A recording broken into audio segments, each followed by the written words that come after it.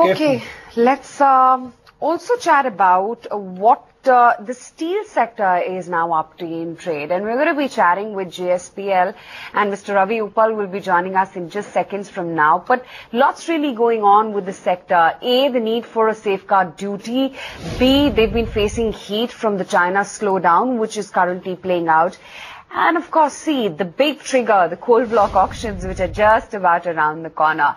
So let's speak with Mr. Ravi Uppal, MD and Group CEO at Jindal Steel and Power. No better than him, really, to try and understand the ongoings with the sector. Mr. Uppal, always a pleasure speaking with you, sir. Do you think India needs higher safeguard duties from cheap imports? I mean, China and Russia are posing a huge threat to the Indian steel makers right now. Most definitely. I think that the Indian steel industry is not on a level playing field with China. You take every dimension of steel industry, the Chinese have a distinct advantage. They have big financial support from the government to the tune of 13 to 15%. Their electricity tariffs, their freight costs, and also things like, if you take interest costs, all these things put together give Chinese a huge advantage.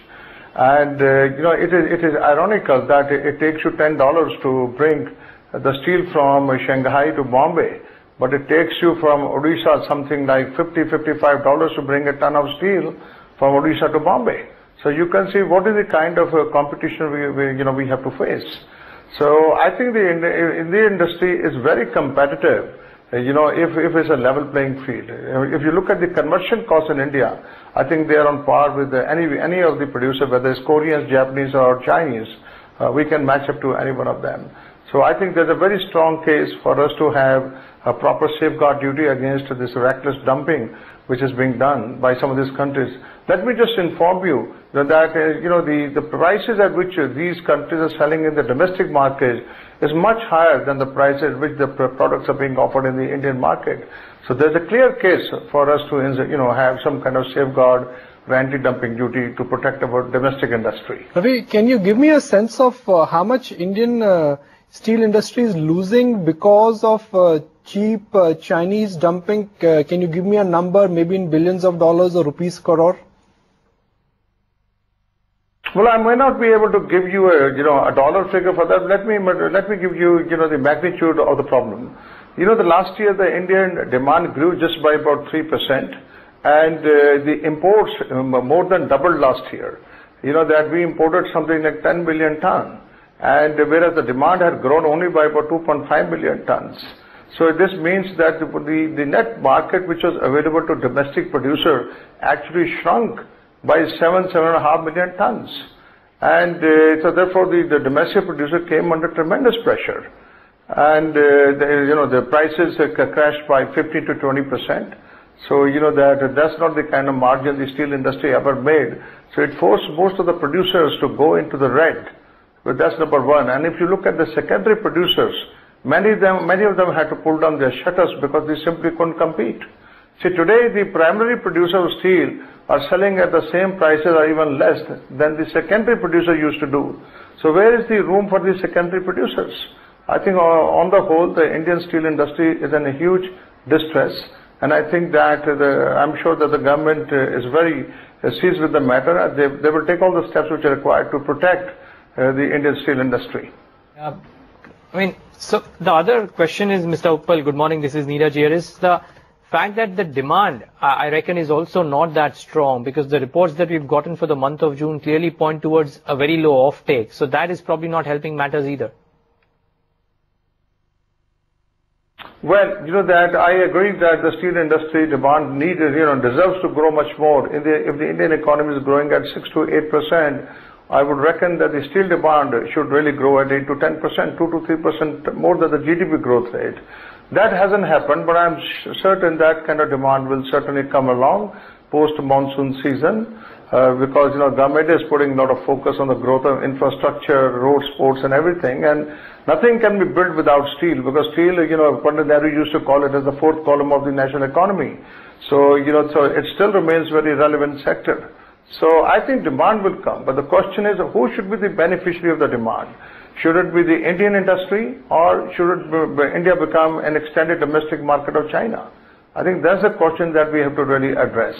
And I also want to point out that right now, India's total capacity is about 114 million tons, which is the third largest in the world, and we certainly can come to slot number 2, provided that we get the requisite support. And I don't see any reason why we should not encourage the Indian steel industry.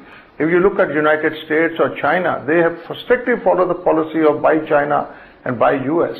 And therefore, I don't think that we should be bashful about it and giving the kind of protection to our industry, which certainly can become the world's second largest industry. Okay, just take a moment to just show you the price of UBL, United Breweries. I think that's shot up 10% now. So just a stock update out there, a couple of news flows around it. But UBL as a stock is up 10%. So just keep that in mind. That's the stock price for you. But Mr. Uppal, continuing with that discussion, you mentioned about how the steel demand should be better for the industry at large. For JSPL in particular, how have volumes shaped up in Q1? Have they been tepid, as would the case probably be for the other players as well? Well, the first quarter in terms of volume for JSPL has been quite good. Our total production and the total sales and tonnage have increased by more than 35%. So it has been a good sort of quarter for us when it comes to production and sale figure. But the matter of concern, as I pointed out, what's the net price realization? I think there's room for improvement there. And we, as you know, last year we had completed the Angul plant and our Oman plant. Both of them have come on stream, and I think this year I expect our total volume of steel production and sale to grow by nearly 50% plus. Uppal, we understand that JSPL has asked for 1,000 acres of land for Angul expansion as well. By when are you targeting to get the additional capacity on stream, and do you think demand in India can support the supply rush? Well, for us, the Angul expansion, of course, is a necessity because, we will be setting up the additional capacity using a different route, which I think offers us more competitiveness in terms of the steel production. But what we have done at this moment is to put the expansion plans on the back burner because we first want to ensure that our existing capacity is fully utilized. So the Angul expansion will come, just as a matter of time, but as of now, we are fully sort of committed to utilize the capacity that we have created recently. My follow-up question is that in order to expand, you also need coal. And we know the story there. Without getting into any darker explanation of what went right and what went wrong, are you planning to bid aggressively in the next round of coal auction? Well, one thing is clear, that we need coal. If we don't have the mines, then obviously we have no sort of option but either to sort of buy them through e-auction in the domestic market, or we have to go for import. As of this moment, we are taking recourses to both these options. Some quantities are being imported, and the others we are trying to source in the domestic market. The answer to your question, whether we will participate in the forthcoming auctions, we have no choice.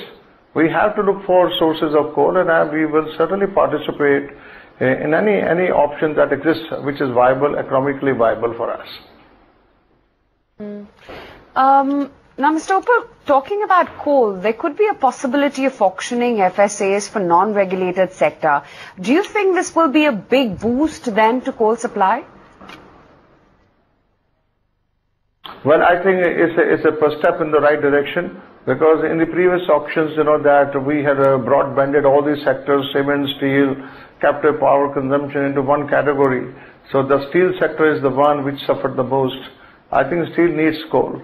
I think the government's decision to segregate the sectors and have a kind of a quota for each sector while going to auction, I think is a positive step. And let's hope that it will ensure that the steel sector is adequately provided for when it comes to a basic mineral like coal, which is required for steel production.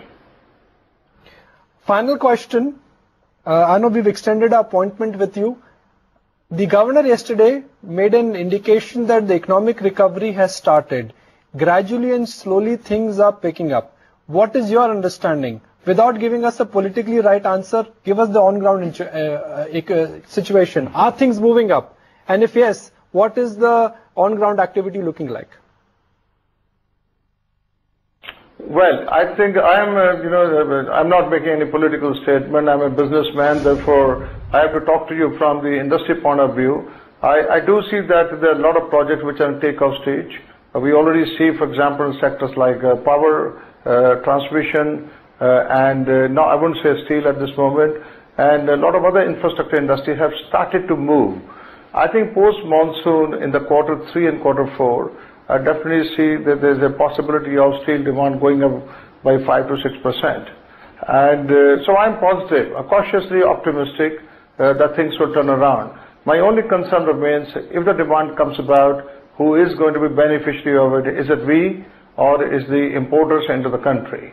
And I think there's a strong case to make sure that the Indian industry, which has long waited for the demand to come out, they should really become the beneficiary of any growth in demand that comes about due to the enhanced economic activity. Mr. Uppal, such a pleasure speaking with you today. Thanks much for taking the time out and talking to us. It's all mine. Thank you. That's Mr. Ravi Uppal highlighting the ongoings with the steel, coal as well as power sector. What about the markets? Well, they're in a tizzy. Another 20-odd points and we should make it to the 8,500 mark. Ashwini, what does it look like? Does it seem like there could be a fresh high in trade today? And what stocks, according to you, are going to be actively traded? That's for me? Yes, Ashwini, that's for you. Your stock ideas and the Nifty strategy.